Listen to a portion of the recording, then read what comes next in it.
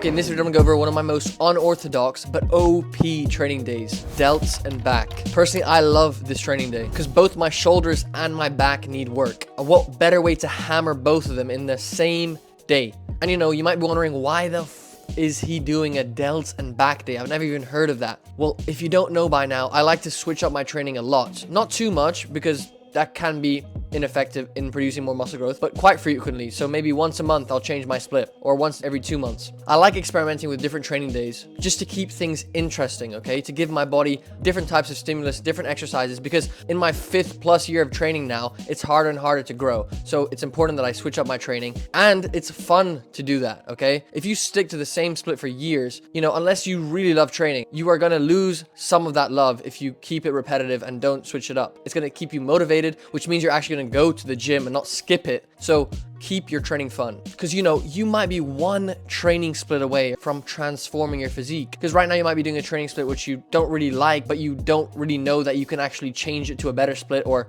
you don't understand how to change it. You might be wondering, how would I insert delts and back into my training split? Well, don't worry, bro, I got you. All right, for example, so on Monday you do legs, on Tuesday you do push day or chest, delts and biceps, and on Wednesday you do back, triceps. On Thursday you rest, then Friday you hit legs again, and then you hit delts back on Saturday, and you finish off with arms on Saturday, and you rest Sunday, and then you repeat. If you want to start a new split and you don't know which one to choose, or you don't know what's going to be optimal for you, and you want to do delts and back together, then go ahead and start with this split.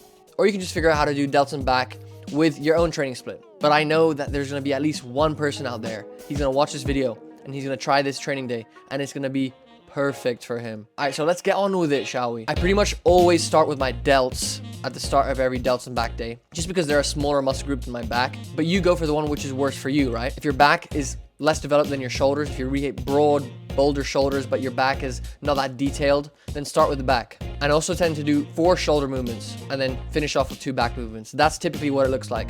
But again, that's because I want to hit my delts with more intensity and volume than my back, because I need to bring them up more. They're a weaker body part for me. They're more stubborn. They won't grow as well as my back does. So it makes sense to hit them first with more intensity, more hard sets. That is how they're going to grow. The same logic applies to whatever muscle group is lagging for you. But if you want that demon back, then do the opposite, okay? Start with 4 back movements, maybe 2 lat movements, 2 upper back movements, and then finish off with 2 shoulder movements. And let's go even further. Say you want to bias your upper back more than your lats. You already got, wide lats, but you don't have that much thickness in your upper back. Then your first 2 out of the 4 back movements should be upper back rows. So seated row, T-bar row, cable row, whatever row movement you want to choose, you should start with those 2. And then do 2 lat exercises. So lat pullovers and lat pull downs, to go even further into optimizing that training day. Or if you want to get wider, start with your pull downs and your pullovers. You want to order the exercises in importance. So of course, before you get into your movements, warm up your shoulders, okay? Rotator cuff movements with the cables, with some dumbbells maybe. Get them warm, get some blood in there so you can avoid injury. And then the first movement, of course, dumbbell lateral raises. These target your side delt, probably the most aesthetic muscle group of your body. So lift the dumbbells to the side with a slight bend in your elbows and control the weight as you lower it. So I'll do like a quick warm-up set to prime the muscle, and then I'll do 2 straight sets till failure and try to get in 10 partial reps after I fail on each set. You can do these sitting or standing up. I tend to alternate week by week, but I would say to maximize results, switch each week, sitting dumbbell lateral raises and standing dumbbell lateral raises. And personally, on that note, I find the dumbbell lateral raise variation much better than the machine or the cable lateral raise, but everyone's different. This is just my preference. Just use whatever gets you a huge pump. And honestly, if you're doing dumbbell lateral raises, you shouldn't even go that heavy, bro. Literally max 35 pounds, I'd say. Otherwise, your form will just break down and your mind-muscle connection will suffer and you won't grow as much probably.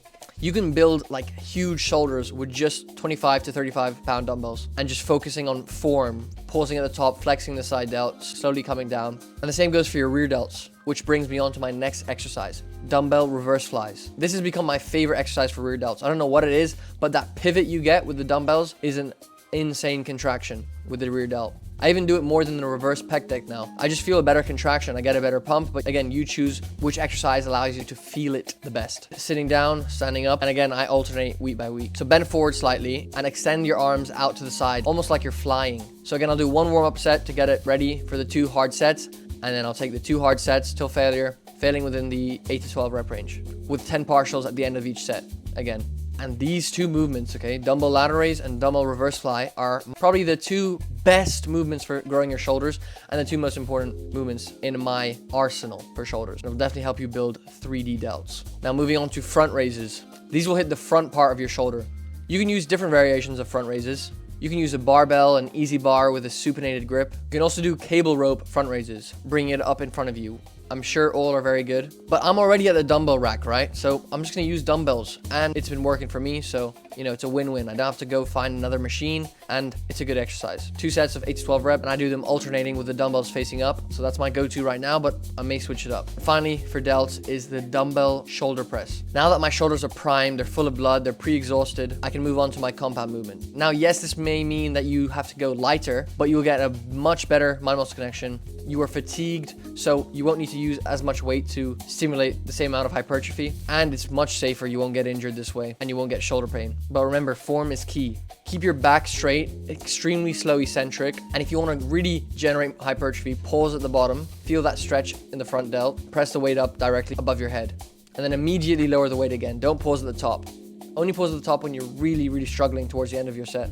I like to get as deep as possible when I do my dumbbell shoulder press to leverage that weighted stretch. Remember, I talked about it in the last video. This is very hypertrophic. But if you want to just go down to 90 degrees, you don't feel comfortable going all the way down, then that's fine. On that note, another variation of the shoulder press I love doing, seated Smith shoulder press. I set up a bench with a very slight incline so that the bar comes down to my upper chest all the way, so I really feel my front delts being stretched. And I pause for 2 seconds in the stretch and then press the weight up. This is a go-to movement. So I alternate between these two. These two are my go-to movements for shoulder press. And that's it for delts. Time to finish off with back. First back movement is a wide grip pull down or a wide grip assisted pull-up machine. I also tend to alternate week by week with these two. Both will work your lats like crazy, giving you that wider upper back look. Again, I'll do a warm-up set at the start, and then I'll follow that up with 2 sets till failure, failing within a slightly lower rep range, like 5 to 8 reps, with partials at the end. Remember to control the eccentric and squeeze the contraction at the top. Sometimes what I'll do, if I feel I haven't got as many reps as I wanted to, I'll wait 10 seconds after I fail, and then I'll go back in using a reverse grip if I'm doing lat pull down, or using the neutral grip on the assisted pull-up machine. You will be stronger in both of these positions, so you'll be able to bang out a few more reps, because it will counter the fatigue that you've built up using the harder variation, which is the wide grip. This rest pause will allow you to push past failure, get in a few more quality reps if you haven't hit the rep range you wanted to. And then the final exercise is classic, simple, seated cable row. I like to use the neutral grip. It's just a great exercise for overall back development. Keep your back straight, pull the cables towards your waist, and don't cheat by leaning too far back, okay? Again, I'll do 2 sets till failure, failing within the 5 to 8 rep range. These are my go-to 2 back movements if I had to choose 2, right? Feel free to try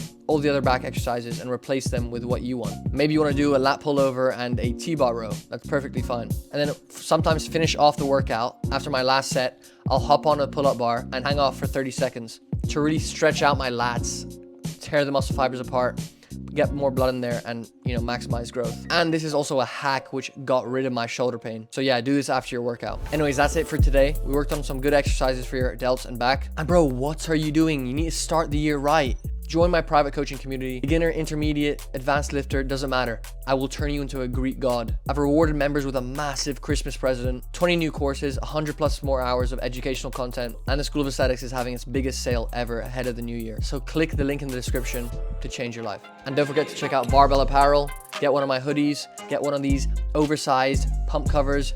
These pump covers are like illusionary. They make you look like way bigger. All these clothes, I kid you not, are the comfiest clothes I've ever worn. So check out Barbell Apparel. And if you want your free Christmas present, because Merry Christmas, bro, click the link in the description to get your free training program and free nutrition plan. Anyways, thanks for watching. Don't forget to like, subscribe, and hit the bell icon for more workouts like this. And I'll see you in the next video. Peace.